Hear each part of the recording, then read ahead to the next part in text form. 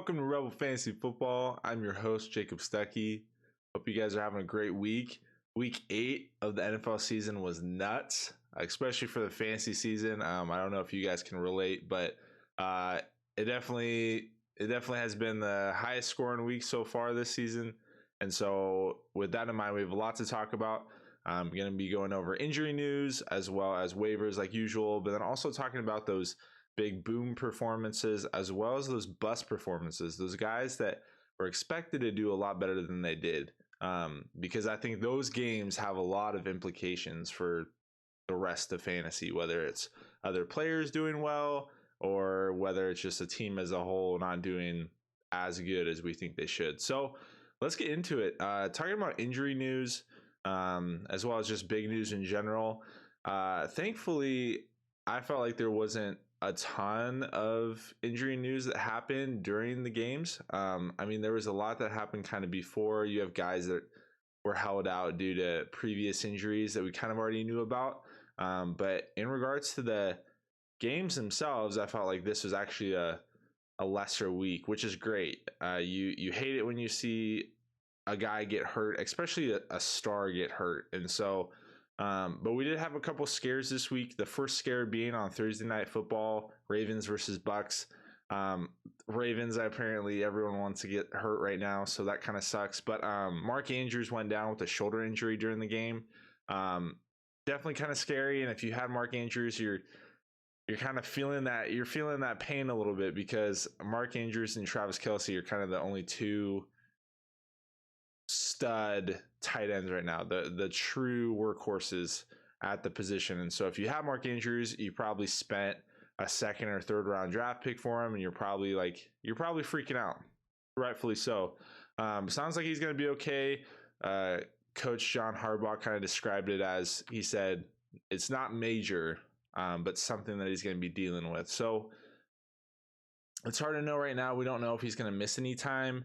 But if he does miss time, it sounds like it's just going to be a week or two, which honestly is a good thing, because with guys like that, you don't want it to be a long-term injury. So I look at that as a positive. Thankfully that he didn't tear something or break something. And so that was kind of a scare. Another one on the Ravens was Rashad Bateman, which is a bummer because he's been dealing with an injury all season. And so it sounds like his foot is still bothering him.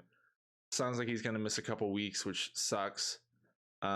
So if you guys have Devin Duvernay, I would definitely be looking to play him as a flex for the next couple of weeks while Bateman's out. Duvernay has shown that he definitely can step in and perform admirably while Bateman is out. But yeah, that was kind of another bummer one. This one probably freaked out everybody. Cooper Kupp went down with an ankle injury during Week 8's game, and it looked pretty bad. He was able to actually walk off to the side, which is great, but when he went down, it looked pretty severe. And so everyone's like, oh man, is he done for the season? Like, what's gonna happen? And honestly, like, we all got the best news possible. Sean McVay said he's day-to-day with the ankle sprain, but there's no structural damage, and he expects him to play against the Bucks on Sunday. So that's huge. Like that, I mean, obviously for the team, like, that's the best news they could get. And then for fantasy managers who expected Cooper Kupp to be the number 1 overall wide receiver, for a lot of people, that's the best news you could hope for. So I think there's still a chance he can miss Week 9. But knowing Cooper Kupp and like how determined he is to play, it wouldn't surprise me if he pushes through and plays. And obviously, like, even if he's limited through the week, and even if he is limited in the game, you're still playing him.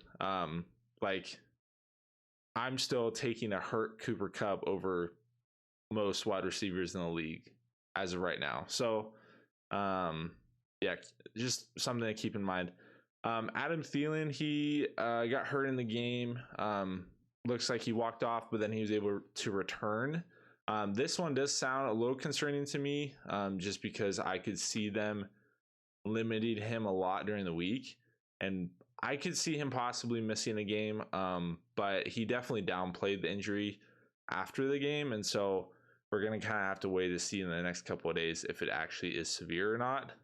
Sounds like I think he said that he just busted up his knee. So if it is a knee injury, especially with Adam Thielen, he's an older receiver, and so I feel like the team's going to want to be really careful with him, and so which is why I'm concerned. I could see him missing a week, but as of right now, with his performances, you're probably okay with that. He's either like a wide receiver 3 or a flex option, so you probably have other options to replace him. So that's should be a good thing that he's not like your wide receiver 1. Well, hopefully not. You could always have a team that relies upon Adam Thielen.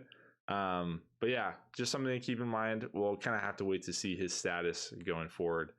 A couple guys that got ruled out before the game started. And guys that it was a bummer. It was a bummer to see them not play. A guy that was ruled out prior to week 8 was Deebo Samuel. He's dealing with a hamstring injury. As I've talked about a lot on the show before, we've been seeing a lot of hamstring injuries recently this year. You see Keenan Allen dealing with one that lasted forever, 5 weeks.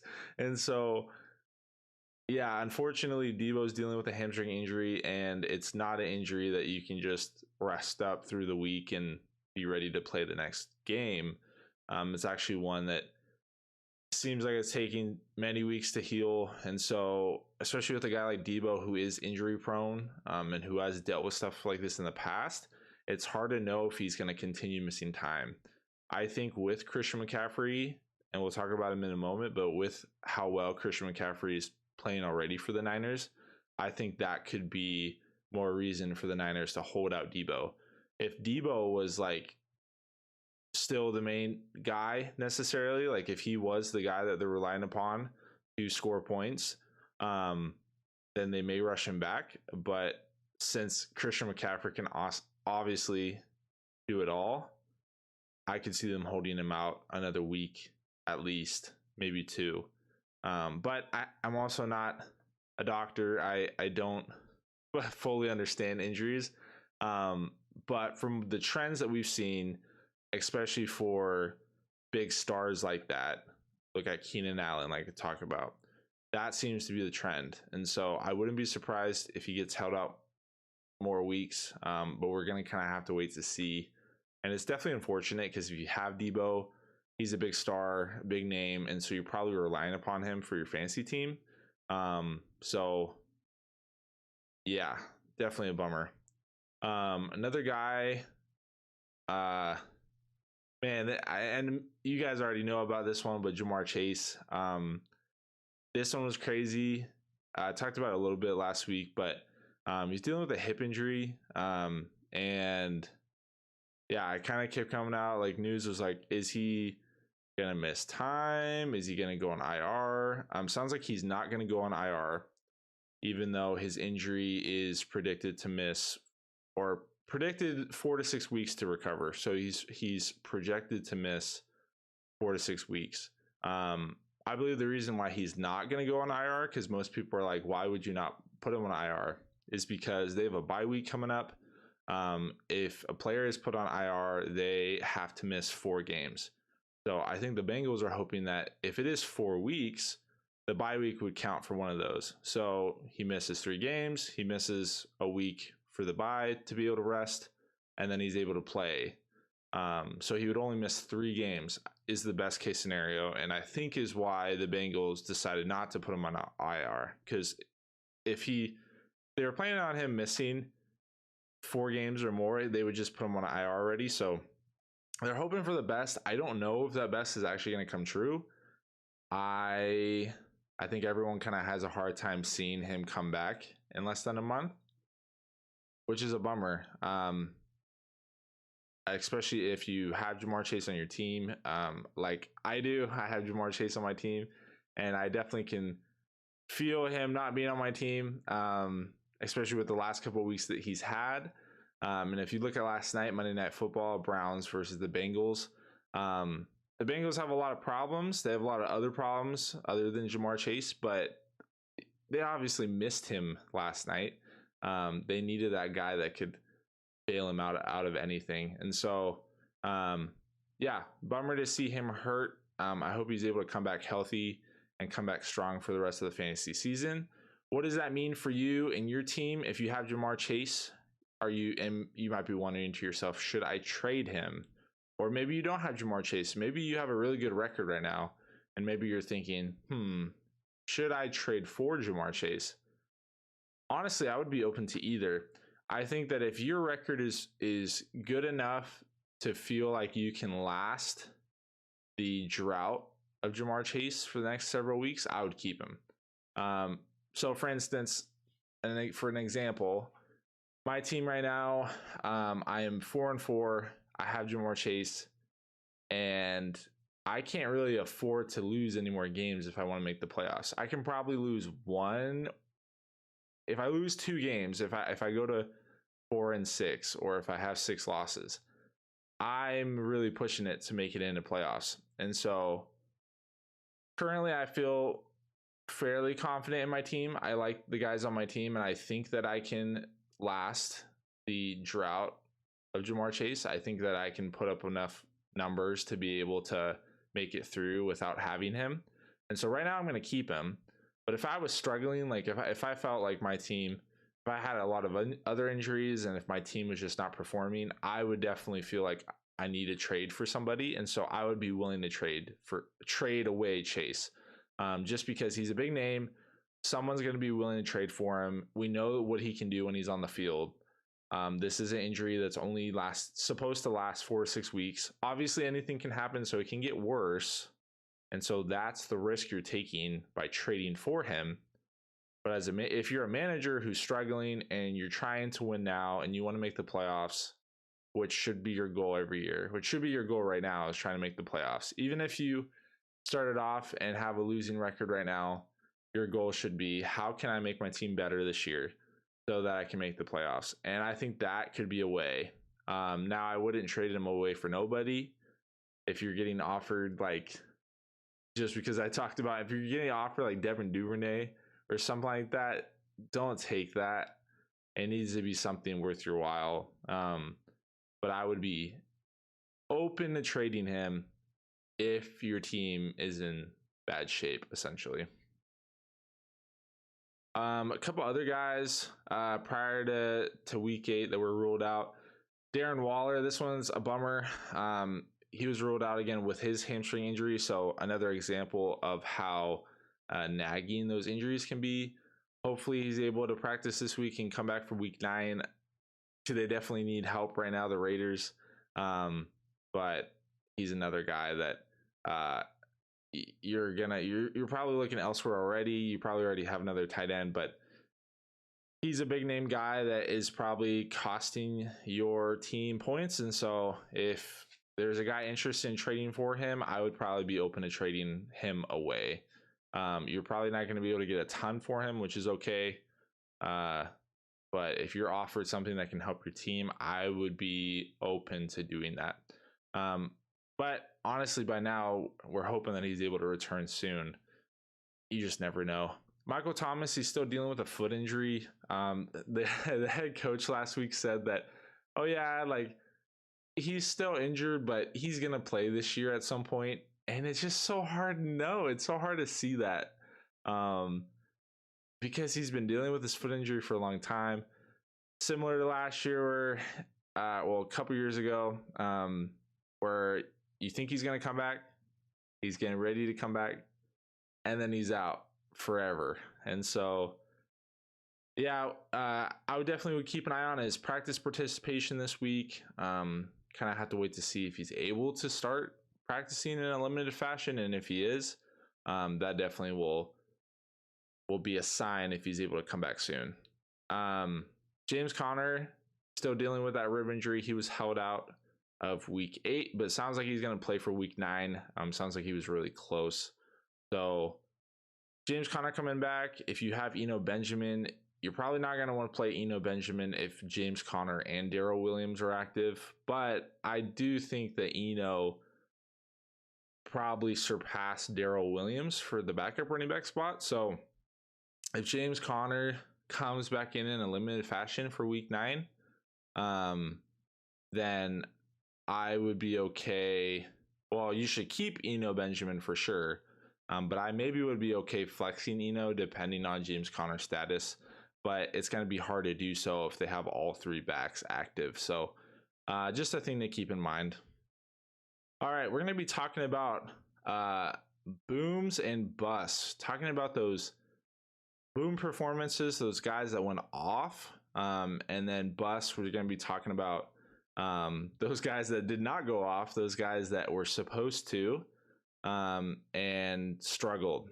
And so, yeah, this week was pretty crazy.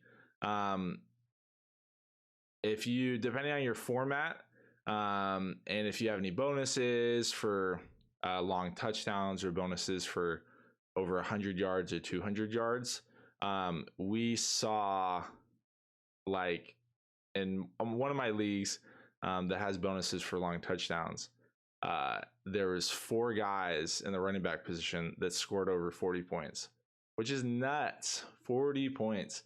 It was really crazy because Alvin Kamara, he played the 10 a.m. game. He was going off and he had over 40 points. And you're thinking, man, whoever has Alvin Kamara, like, he's having the time of his life. He's having like the best week ever. It's very rare to have a guy go off for that much points. And then the afternoon games, you have Derrick Henry, Christian McCaffrey, who just go off.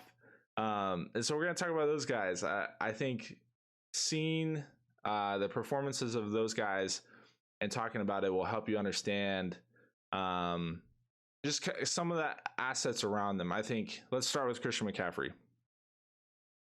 Christian McCaffrey, first player since LaDainian Tomlinson in 2005, I believe, to throw for a touchdown, receive a touchdown, and rush for a touchdown, which is nuts. He had 3 total touchdowns, and he had over 40 fantasy points.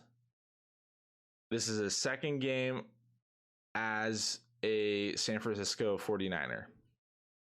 And when he was traded to the team, obviously this was what was hoped for, especially by the team. Like, they traded for a guy that is a big play guy, and they're hoping that he could bring this juice to the team. So for fantasy, I think that's the same hope as well. I think fantasy potentials and real life potentials, obviously they line up because you need a player to do well on the field in order to translate for fantasy points. But I think the difference is that you can have a guy who may not be the star on the team, who may on the field, he may do okay. He can still perform well for fantasy. And so with the 49ers, before McCaffrey was traded, the guys that we were looking at to produce were Deebo Samuel, at the time, Jeff Wilson, George Kittle, and Brandon Ayuk. Those, I would say, are the main guys that you're expecting to produce. Now McCaffrey's on the team. He takes a lot of that potential away from those other guys. And so you have a guy like Brandon Ayuk, who is still being thrown to. Jimmy's still looking for him, but he isn't going to get the volume that Christian McCaffrey is going to get. Now, Brandon Ayuk had a good game week 8, and I think part of that is because Deebo was gone. But when Deebo comes back and you have Christian McCaffrey, Deebo Samuel, George Kittle, and Brandon Ayuk, I mean, if I'm Jimmy G, the guy out of those 4 that I'm going to throw to the less or the least is Brandon Ayuk. And so it's good to keep in mind these big performances because it shows you who the team prioritizes. And so with Christian McCaffrey going off, it's just going to mean that some of the other guys aren't going to be able to get as much. Now, I don't think it means that they're irrelevant. Like, if you look at George Kittle, he didn't get the volume that he got in week 7, but he still scored a touchdown, and he was still relevant. Now, with him, I think with Christian McCaffrey doing as well as he did, it's a little bit it's a little it's kind of a bummer for George Kittle just because you're probably not going to get the volume that you've seen from in years past, which honestly I think is a big reason why you draft George Kittle. It's why I drafted him. I drafted him this year in the 3rd round in one of my leagues, mainly because he got the majority of his team's looks. He got the majority of the passes. Deebo Samuel was being used as a gadget last year, part running back, part wide receiver. But now that they have Christian McCaffrey, who is a running back and is also a wide receiver and apparently a quarterback, I think they're going to use Deebo more as a receiver, and obviously Brandon Ayuk, and so which in turn will take away. I think it'll take away volume from George Kittle. Doesn't mean that he's going to be irrelevant. I think George Kittle, you're still going to want to play him. But in my mind, I'm going to have to like downgrade him. I don't. Before I had him very close to Mark Andrews and Travis Kelce, but now with Christian McCaffrey doing so well, I don't know if I'm going to be able to put him near that category just because he doesn't see the volume anymore that Travis Kelce and Mark Andrews does. Now, I think a good thing to note is that, especially with Christian McCaffrey and Deebo Samuel and the 49ers, is that those guys are injury prone. And so Deebo Samuel could be dealing with this hamstring injury for the next couple of weeks. And then when he comes back, Christian McCaffrey could be dealing with something else. And so he could be out. And so I think it's to note that they may always be dealing with injuries because that's the kind of explosive players that they're taking on. They're taking on that risk. And so if that's the case, George Kittle is going to be, he's going to have a lot more upside if one or two of those guys are missing. I'm more talking about when they're all healthy. And I think that's kind of how most people look at it. When they are all healthy, how does that affect the volume, the potential, and the performance for these players? And so when these guys are all healthy, you have Christian McCaffrey, Deebo Samuel, Brandon Ayuk, George Kittle.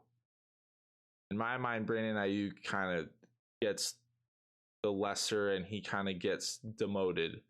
And then George Kittle, I think, kind of goes down a little bit too. Deebo Samuel, I think, will still be relevant. I think you'll still want him on your team for fantasy. But he probably isn't going to have those big games like he did last year. I think he's going to still have good games, but I don't think Deebo Samuel is going to have Christian McCaffrey type games while Christian McCaffrey is playing. So, yeah, I think it's a good thing to talk about. It's a good thing to note because if you have some of those players, you may be thinking, ooh, should I trade them? And yeah, maybe if you have a Brandon Ayuk and you don't love the fact that, okay, if they're all healthy and he's probably going to not get as much volume, then maybe see if you can trade him away.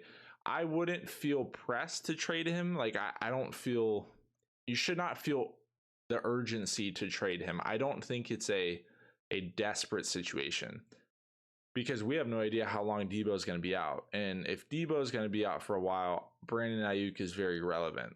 And I think Brandon Ayuk is going to be a guy you want to continue to play as a wide receiver too. But I think it's just a good thing to keep in mind as Deebo Samuel gets closer to coming back, and hopefully we'll know more this week. It's going to be interesting to see how they all perform when they're all healthy. So just kind of a thing to keep in mind. Because when these guys have big games, often it means that other guys are going to have a lot lower games. So another guy who went off was Derrick Henry. He had over 200 rushing yards and 2 touchdowns. It blows my mind that the last 4 games that he's played against the Texans, he's had over 200 rushing yards. That's nuts. Now with him, it kind of means less around the other players than Christian McCaffrey going off because this is their team. They built this team for Derrick Henry. They've built this team to just focus on the run. Head coach has said that. Mike Vrabel has said that time and time again. This team wants to run the football, and we're going to lean into Derek, which honestly is a good strategy. Like, hey, it's working because Derrick Henry is a monster. What does this mean for other fantasy players on that team? Well, honestly, it means that they're pass catchers. You're probably not going to, I mean, you probably haven't been, which is good, but you're not going to want to play any pass catchers right now. You're not going to want to play Robert Woods. I would roster Robert Woods. I would probably keep him on my bench. But if Malik Willis has to play more, and if Ryan Tannehill continues to be out, then yeah, you're not going to want to play Robert Woods. Malik Willis, I like Malik Willis a lot, but he's still a rookie, and he still is learning. And so with that learning curve, and with him kind of struggling a little bit as a quarterback and as a thrower, they decided to heavily lean into Derrick Henry on Sunday. And so I think Malik Willis will get into it. Like, if they have to play him next week or this week for week 9, I think they'll give him more opportunities to throw, because they're going to be playing the Kansas City Chiefs. If they get behind, they were leading most of the game against Houston, I think the whole game. And so if they get behind against the Chiefs, which is very likely, they're going to be forced to throw a lot more, which is going to affect Derrick Henry. And so I still would probably be cautious about playing their pass catchers with how much they use Derrick Henry, which is the reason why we're talking about this, because you see a big game from Derrick Henry, and it just shows that he is that main guy on the team. He's probably right now the only guy you want to play on Tennessee. When Ryan Tannehill comes back, and when the rookie comes back, I totally forgot his name. There it is, Burks. When Treylon Burks comes back, he's dealing with turf toe right now. He was placed on IR. When he comes back from injury, and you have Burks and Woods, and if Tannehill's healthy, I would feel okay playing probably Burks. I think he'll be a good boom or bust kind of guy for a flex option.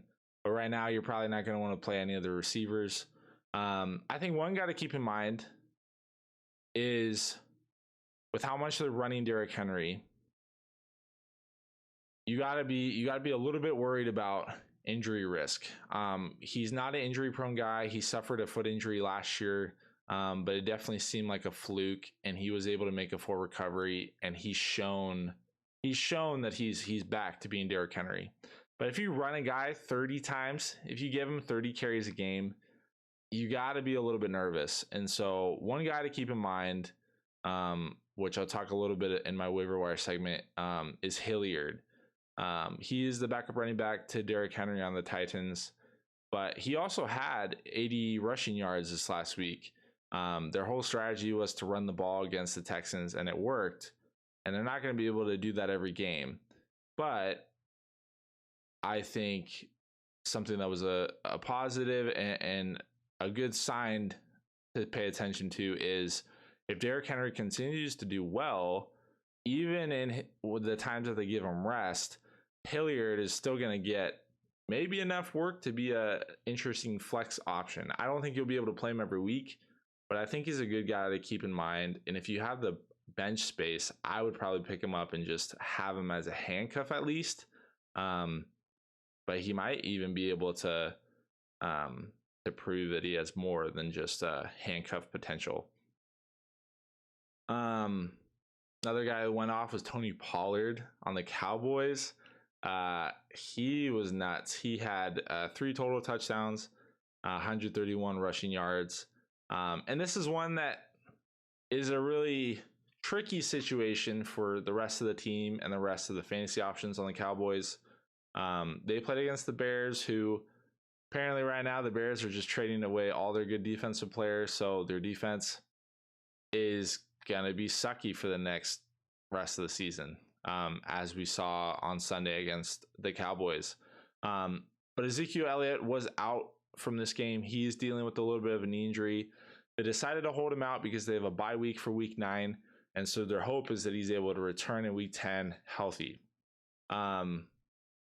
After the game, after Tony Pollard went off, all the reporters went to Jerry Jones and they asked him, hey, what does this mean about Ezekiel Elliott and Tony Pollard? Like, who's going to start? Like, are you going to give Tony Pollard more opportunities?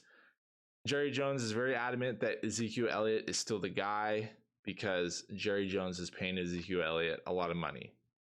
And it would be way against his ego and pride to say, oh, we might have a better running back on our team that's not named Ezekiel Elliott.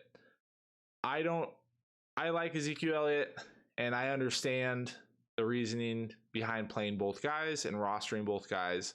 I don't necessarily have a problem with that. But at the same time, you have a guy in Tony Pollard who is going for these monster runs on only 8 carries when he plays alongside Zeke. And then when you give him the start, he goes off for 131 yards on 14 attempts for 3 total touchdowns. Like that's a hard thing to ignore. Like, I'm not a coach, but that's kind of a hard thing to just say, oh, yeah, you're going to go back to splitting carries next week. Like that, I don't know. I think eventually, and it's going to we're going to have to wait to see if it's going to actually happen this year. It most likely will not. But Tony Pollard is showing that he's going to get this backfield eventually. And if he doesn't, he's going to get traded. Someone's going to come get him because he's playing as running back position. He's playing way too well to be ignored. Now, you have guys that talk about, oh, he sucks at blocking. He would be terrible to have as the only running back in that room. I mean, even if he sucks at blocking, he's still doing his main priority, his main job, which is to run the ball for yards and to score the football, score touchdowns. And so the fact that he did that, being the main running back on Sunday, I think is a really good sign. For fantasy, what does this mean? Well, I think this just means, man, you got to hold him. Like, I would not trade him away. If you're able to somehow trade for him, I would definitely do it, but it's going to be hard to do it, especially after a 36-point performance. So I would probably continue to play Tony Pollard as a running back 2, running back 3 when Zeke comes back. It's just really hard to know if it's going to go back to normal for Tony Pollard only getting like 8 to 10 carries a game, because that's hard. That's hard to do for a running back to kind of find a rhythm with only 6 to 10 carries a game, because Tony Pollard could have a carry that goes off for 40 yards, or he could have a game where he struggles like we've seen this season. And so it's a hard play to make, because as a fantasy manager, if you decide, okay, I'm going to play Tony Pollard while Zeke is playing, he's probably going to get like 8 carries. And then if he struggles with those 8 carries, then you have a running back who you played as your running back 2 that only got you like 4 points. And that's kind of a sucky feeling. I kind of felt that way with Raheem Mostert this last week, where he only got 6 points. I believe he got 6 to 8 points, and you were expecting a lot more from him. And part of that was just how the way that the game played. The Dolphins had to throw a lot more. And so you never know with these kind of game scripts. But with the opportunity that Tony Pollard took advantage of this last Sunday, I definitely think he's proven that he's here to stay. And for fantasy, I think you're going to kind of have to wait to see with Zeke and how they use both of them together moving forward. It's probably going to be a bit of the same like they've been doing. But if Zeke gets hurt again, or if he struggles with his current injury, then Tony Pollard is going to be an undoubted RB1, as long as he's the only guy there. But we're going to kind of have to wait to see. Alvin Kamara, I talked about him a little bit. He had an insane game. He had 3 total touchdowns. All these guys scoring touchdowns. It's awesome. He had 43 points. Deontay Foreman, this was a big one, a big surprise. I felt like he was going to do well against the Falcons, but I didn't think he was going to do this well. He had 3 total touchdowns as well, 26 carries for 118 yards rushing. And so they definitely lean into him, especially down the stretch with trying to win that game. They did lose the game, which was a crazy situation. But yeah, Deontay Foreman, they lean into him a lot. Chuba Hubbard was out. He did not play, but even if Chuba Hubbard comes back for week 9, I would still be firing up Foreman. I think with the performance that he's had the last couple of weeks, you're going to play him regardless. And I think he's going to be a good. He had a RB1 finish this week, but I think he's going to be a good RB2 moving forward. Nick Chubb had a great game last night, 27 fantasy points. Travis Etienne, this was a big one. I think this was a really good sign. He had 27 fantasy points, 24 carries, 156 rushing yards, and 1 touchdown. This is what you want to see from him. When you trade away your other running back in James Robinson, this is what you want to see from your main guy that you're putting your trust in. And this is what I hope for Tony Pollard. Like, there's no way they're going to trade away Zeke right now, but this is like the positive for your team, to put your trust in one guy, a young guy who's explosive and shows that he deserves to get the bulk of the carries. We just saw that with Travis Etienne and James Robinson. You have Robinson, who's a good running back, but you have Etienne, who is an up-and-coming star who is saying, hey, I deserve to get the bulk of the carries. Like, watch me work. And that's how I feel with Tony Pollard. But we'll see what the Cowboys decide to do. Wide receivers, A.J. Brown went off, 42 fantasy points, 3 total touchdowns, 156 receiving yards. This is what you want to see from A.J. Brown, the Eagles. It's not going to happen every week. Like, as we've seen this whole season, he can have these big games. And then next week, Devonta Smith can have a huge game. So I don't expect him to do this consistently every week, but you love to see it. That is a lot of points. DeAndre Hopkins went off as well, 36 fantasy points, 13 targets, 12 receptions, 159 yards, and 1 touchdown. I think the fact that he was able to do that with only 1 touchdown and got close to AJ Brown is awesome. Like, that's what I want to see. I love the guys that get you a lot of points that don't score a lot of touchdowns. The guys that get the volume.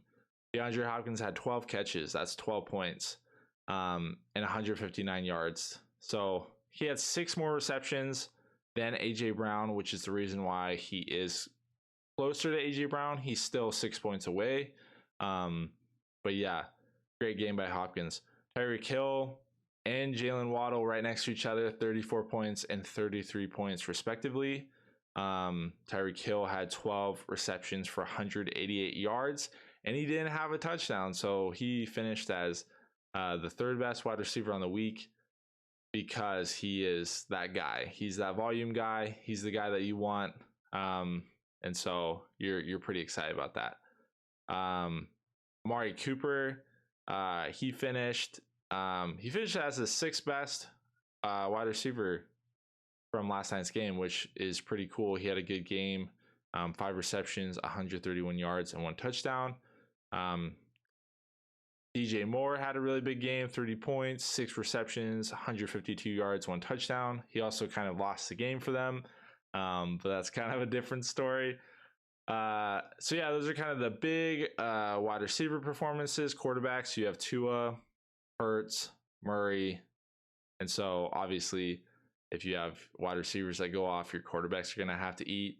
And so you have those 3 guys that went off, and then guy we'll talk about in a little bit, but Justin Fields had a really good game. He had 30 points. Dak Prescott, Marcus Mariota. All right, so those are kind of our big name guys that had big boom performances. We're going to talk about the bust. I want to talk about the guys that did not do well, because I think this is very telling, and this is where you want to decide, oh man, should I sell them? Like, should I hold on to them? Should I drop them? What should I do? First bust I want to talk about is Devontae Adams. This one was a bummer. If you had Devontae Adams on your team, I'm sorry. I have him as well, so I definitely felt it. But thankfully, I had other players. I had more boom performances this last week than I had bust, but Devontae Adams definitely hurt. He had 1 point, which is like, how do you get 1 point? Like, you're the dude, like you're the main guy. You're supposed to be getting at least 10 a game. But he struggled. Yeah, he had 1 point, which was less than Renfro, which is kind of nuts because Renfro struggled too. But let's talk about Davante Adams. Why is he struggling? What should you do with him? Should you hold him? You're obviously not going to drop him, but should you trade him is a question. I would hold him. Well, similar to Jamar Chase. I think my answer would probably be similar to Jamar Chase, like I talked about. If you are in a position where you feel like you need to win now, if you feel like, man, I have 6 losses or I have 5 losses, and I need to just make a move, I would understand the need to try to trade him. The problem is his value is going to be the lowest it's ever going to be right now because of that 1 point game. And so you're going to have guys that try to trade you cheap for him. They're going to try to trade you bag of chips and maybe a half-eaten slice of bread. But if you're able to get a great return on value for him, if you're able to get a solid wide receiver and a solid running back, I would be interested.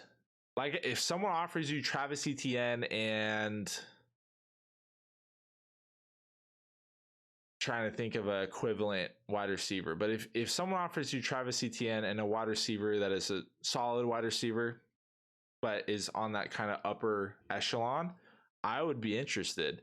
I believe in Travis Etienne. I believe in a running back like that. And if you're able to get a solid wide receiver that can replace Adams, that is maybe a little bit more consistent, I'd be interested. But you also need to keep in mind Adams is one of the best at his positions, even if he had a 1 point game.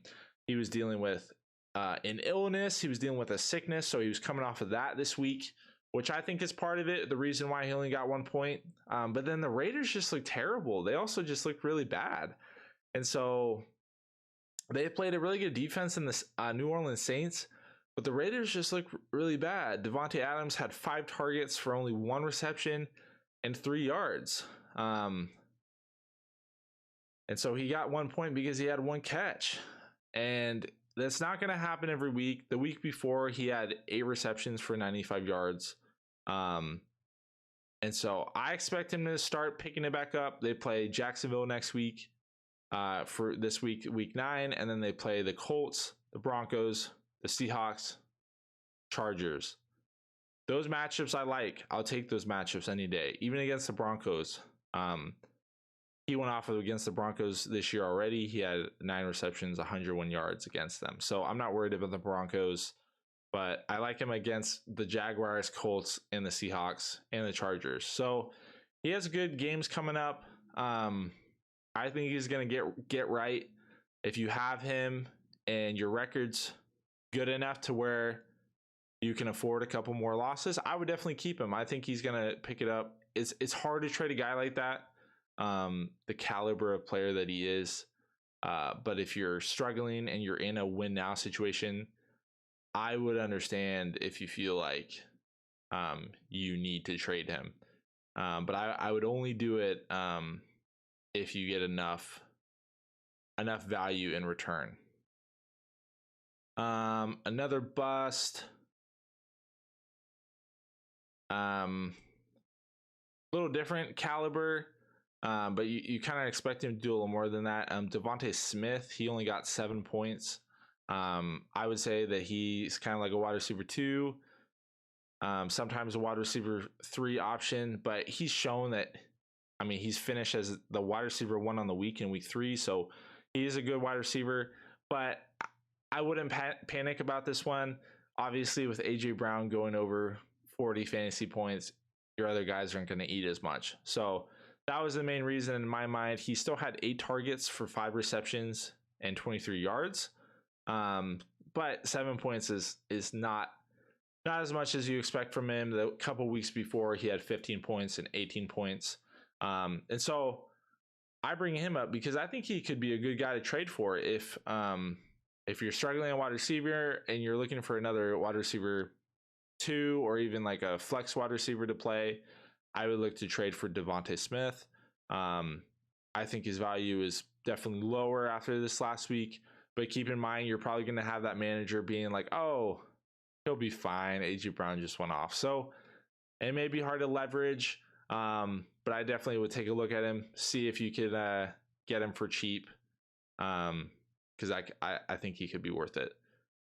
Jonathan Taylor, another guy. I didn't talk about him in the injury column because we're going to talk about him now, but he did twist his ankle on Sunday, and so he's dealing with an ankle injury, and so he had a bad performance. I can't blame all of that on his injury because he's been struggling regardless most of the season, I think since week 1. So he had 5 fantasy points, and now you're thinking, man, what do I do with Jonathan Taylor? Like, I drafted him number 1 overall. And so with him, I would definitely be willing to trade him. I think if he continues having these performances, these crappy performances, and if he continues dealing with injuries, he's going to be a hard guy to sell in a couple of weeks. I think he's kind of a hard guy to sell even now. But if you're able to get a good value on him, I would definitely be willing to trade him.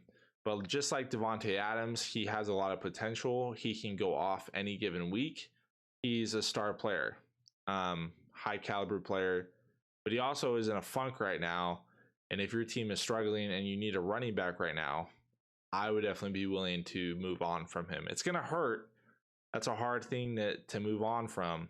But you kind of got to make a move, especially with a star like that who is struggling. You kind of got to make a move sooner rather than later, because if you wait, then you won't be able to trade him.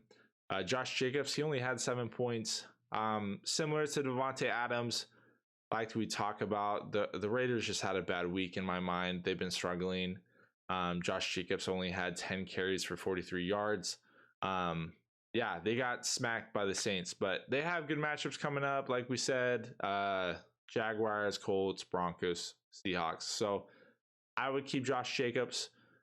If you want to try to upgrade, I would be willing to package him with someone else to trade for, but he's going to be a hard guy to trade away. Last 3 weeks before week 8, he had over 30 fantasy points. So each of those games. So I definitely would hold on to him. I think he'll pick it back up. If you want to trade for him, I would do it. I think this is your opportunity to trade for him right now. It might be hard to, but if you can trade Jonathan Taylor for Josh Jacobs and Devontae Smith, I mean, that, just because those are the guys that are fresh in my mind, I would do that. I don't think someone would. I feel like someone probably wouldn't be willing to do that because of how well Josh Jacobs has been playing. But if you're somehow able to get that kind of a trade, I would do that in a heartbeat. That sounds like a solid return in investment in my mind. But that's going to be a hard thing to swing. They're probably not going to want to give Josh Jacobs up, even for Jonathan Taylor. But if you have a guy that loves Jonathan Taylor and just loves the name, then it could be a possibility. It's just going to be hard to do. All right, so those are some of the booms and busts of this last week. A lot of boom performances, which is always awesome to see. But it's also weird too, because if you're playing against a guy that has 2 or 3 of those booms, then your team's probably not going to do well for that week.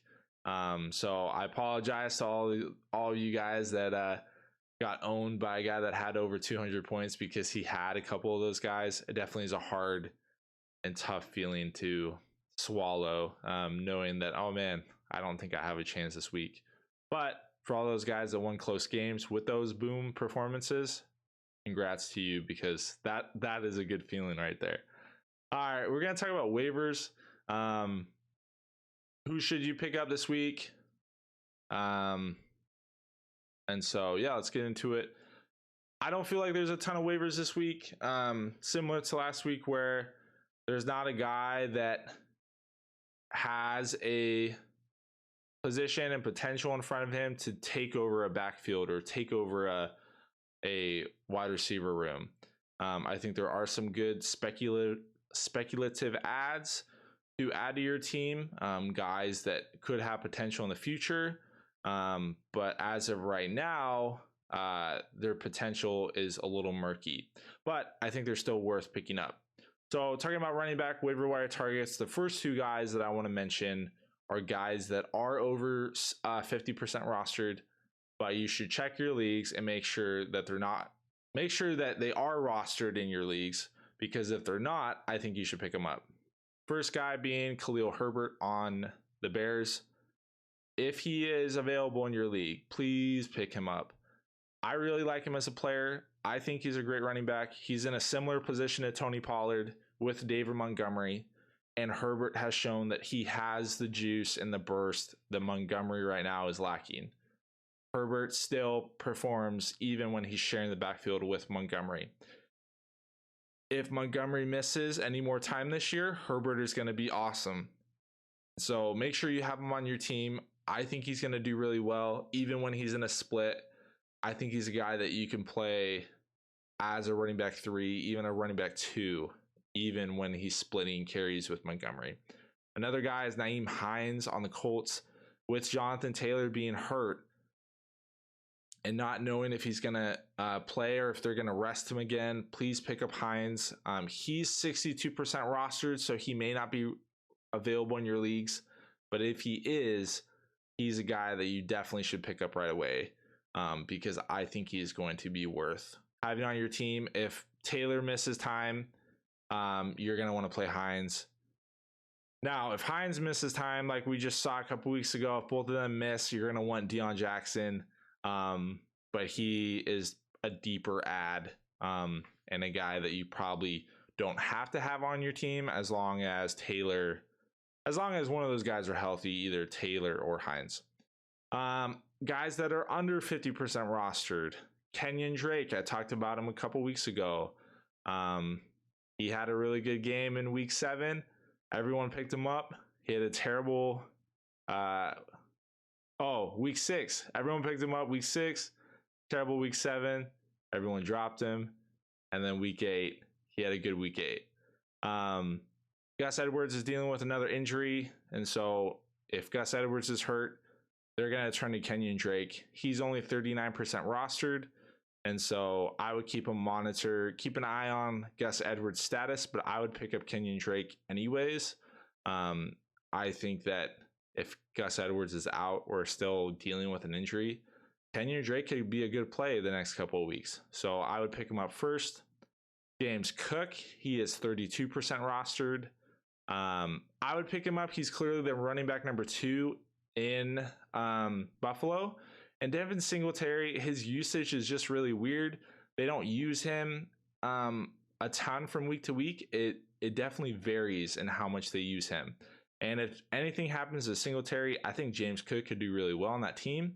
And so I think he's a good handcuff to have, but also he proves that with his receiving ability, he can still be viable. He had one catch for like 40 something yards. And so he's risky. He's a risky play. I wouldn't play him right now, but he's a guy that I would want to have on my bench just to see what happens. Dontrell Hilliard on the Titans, I talked about him. I think he's a guy that you want to roster. He's only 16% rostered. If anything were to happen to Henry, he's clearly the guy that would step up. But he also has been playing really well, even during the games where they give Henry a rest. So he plays good in those spots. And I think he could be, he could have some viability just with his receiving potential. So I would pick him up. Fourth guy, now this is very deep. And I think as the days continue and we get more news about Kyron Williams, you may not want to pick him up, but Ronnie Rivers is a guy that you probably are seeing trending. If you're playing Sleeper, they have that little like trend icon that shows you who everyone else is picking up. Ronnie Rivers is kind of that top guy near that list. He's 4% rostered. He was activated from the practice squad for this last week, week 8, and he played well. He had the majority of the carries over Henderson, which is why everyone's picking him up right now. I think I'm a little hesitant to spend a lot of fab on him just because I think Henderson, he was dealing with the illness. I think he'll start getting the carries back. But then Kyron Williams is supposed to be activated soon, and he's supposed to play as soon as he gets back. And so you have Malcolm Brown, Ronnie Rivers, Darrell Henderson, and Kyron Williams. So I don't know. I have a hard time thinking that Ronnie Rivers is gonna like be the one to get all the carries out of those 4 guys. But at the same time, you never know. So the reason why I would pick him up is because you want to own the guy who's gonna get the majority of the carries. And right now, we don't know who that is. And so if it's somehow Ronnie Rivers, it's worth just picking him up. If you have the bench space, if you have the roster spot, I would give him an ad and just see what happens. But I wouldn't spend a lot of fab on him. Wide receiver, waiver wire targets. If this guy is somehow available, please pick him up. He's available in my league, which is kind of surprising. I wish I had the fab to go get him, but he's going to be gone for sure. Garrett Wilson. I think he's a little bit over 50% rostered. A lot of people dropped him the past several weeks, but he had a really good game. And with Zach Wilson somehow not wanting to throw to Elijah Moore, he's going to have to throw to Garrett Wilson. And so when they get in those games where they have to throw, especially with Breece Hall injured, they're just going to have to look to Garrett. There's no other way around it. So please pick him up. He would be the first guy I would pick up, and I'd be willing to spend a lot of fab on him because I think with how they used him last week, in the absence of Breece, shows, I think, going forward, their game plan and their strategy. Guys that are under 50% rostered, or at least at that mark. I talked about him recently, but Rondale Moore, he had a really good game week 8 after not having a good game in week 7. So it was really encouraging, the fact that he had an awesome game for week 8. He is 50% rostered in the sleeper format. So if he is available in your league, I would definitely go get him back. Hopefully you guys already had him, because I kind of talked about him to pick him up recently. But if you somehow dropped him, or if someone else dropped him, I would definitely go get him, and I would be willing to spend a good chunk of fab for him, because I think he'll be a good flex option moving forward. Matt Collins on the Raiders, he is 12% rostered. I think Devontae Adams and Hunter Renfrow are going to pick it back up, but if they don't, Matt Collins showed that he can be a good flex option, and I think he would be a good guy to add. And I think he could be a good buy filler this week for week 9. We got a lot of buys. I believe there's 6 teams on a bye week, so if you need someone to play, I think Matt Collins could be an option. Demarcus Robinson on the Ravens. This is risky. You definitely would be adding him for cheap. Please don't spend a lot on him, because that would be a mistake. But he is 2% rostered. Reason why I'd pick him up is because Rashad Bateman is supposed to miss 2 weeks at least. And Demarcus Robinson actually played really well with Lamar. Devin Duvernay, I expect to get the majority of the volume moving forward with Bateman out, like we saw a couple weeks ago. But if anything were to happen to Mark Andrews again, if Mark Andrews misses time, that means that it's Duvernay and Robinson. And I think Demarcus Robinson could be a really good bye week filler. I think he could be a good flex option, at least for this next week. But I think he's worth an ad. Honorable mention, a guy that is boomer bust. He is 0% rostered, and that's Damiere Byrd on the Falcons. And he had a really good week this last week. He went off. And the week before, he had a good week as well. He's a guy that's going to be risky. You're going to feel weird about starting him just because he is very boomer bust. Next week, he could be terrible. So if you're struggling, or if you're in a really deep league and you need a guy like that to play, and you're like, man, let's do it. Like, what the heck? I think he could be an interesting option at least. Julio Jones on the Bucks, he is 31% rostered.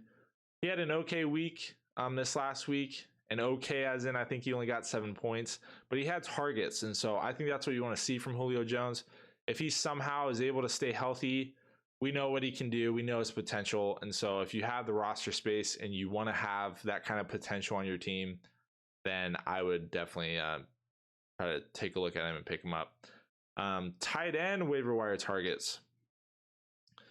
This one's interesting because I think a lot of it is going to depend on injuries. So Mark Andrews, if Mark Andrews somehow misses time or if he's limited, we saw what Isaiah Likely can do on the Ravens. He had a crazy week. I believe he had like over 20 points. And so Isaiah Likely would be the first guy that I'm looking at. And he should be available. I think he's 7% rostered right now. And so, yeah, these are the guys that are under 50% rostered, but I would definitely take a look at Isaiah Likely. And then the second guy would be Tyler Conklin. He had a really good week. I don't think he's going to be super consistent, but Tyler Conklin shows that the Jets need to throw to somebody.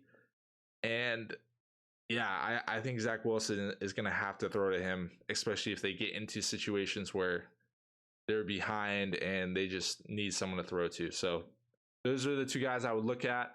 For tight ends that are over 50% rostered, if they're available, I would pick these guys up first. First guy being Robert Tonyan. He is 53% rostered. I think he's going to be a good option for you. Aaron Rodgers needs someone to throw to. And then Mike Gesicki on the Dolphins, he's 65% rostered. He's a little bit more boom or bust, which is why I would trust Tonyan over him, because I think Tonyan is going to be a little more consistent. But Mike Gesicki shows that he still has the potential and he still can do really well for your team. Quarterbacks, I talked about him last week. He was my second quarterback waiver wire target, but I think he should be the first right now, and that's Justin Fields. If Justin Fields is available, please go pick him up. He had 30 points this last week. And with his rushing ability, man, he shows that he is relevant. Last 3 weeks, 30 points, 21 points, 19 points. And week 5, 17 points. So last 4 weeks, he's done well enough for you to start. Next couple weeks, he plays Miami, Detroit, Atlanta, Jets, Packers. Wow. Those are juicy matchups. If you're struggling at quarterback, if you have a quarterback on bye this week, or if you have an injury, I think Justin Fields is going to be a guy you want to play. He would definitely be the main guy I'm looking for, because I think he's definitely going to be the guy you want to play. Second guy, Marcus Mariota. He has off weeks, but then he also has awesome weeks. And so he's a hard guy to trust from week to week, but he has favorable matchups coming up. Chargers, Panthers, Bears, Commanders, Steelers. So I think he's definitely worth a stream. His rushing ability, similar to Fields, I think keeps him relevant. He gets you that kind of extra 4 to 8 points that makes him worth starting. But last week he had 3 touchdowns and he had 2 interceptions, so he definitely is a little more risky. But he has that three touchdown potential, so I think he's worth a pickup and worth a stream if you're struggling for sure. All right, so kind of zoom through that waiver wire segment. Unfortunately, there's not really a guy that has that clear workload. We're kind of at that point in the season where we talk about these guys so much that most of those guys have already been discovered. And so, and for the most part, the last couple of weeks, people have able to remain healthy, which is good. It's a good thing.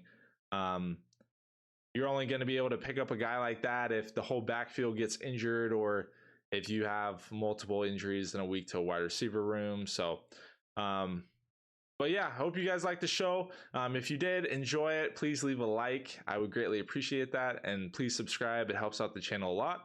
Let me know down in the comments what you guys would like to see moving forward. I'm definitely brainstorming about the channel, thinking things I can do different, things that I can improve on. So if you guys have any ideas or if you would like me to cover a different segment that you think would help your team, please let me know. If you have any trade questions, starter sit questions, let me know as well. I love to interact with you guys about those and hopefully able to help you guys get a victory for your fantasy team. So hope you guys are doing well. Hope you enjoyed the show, and we will see you next week.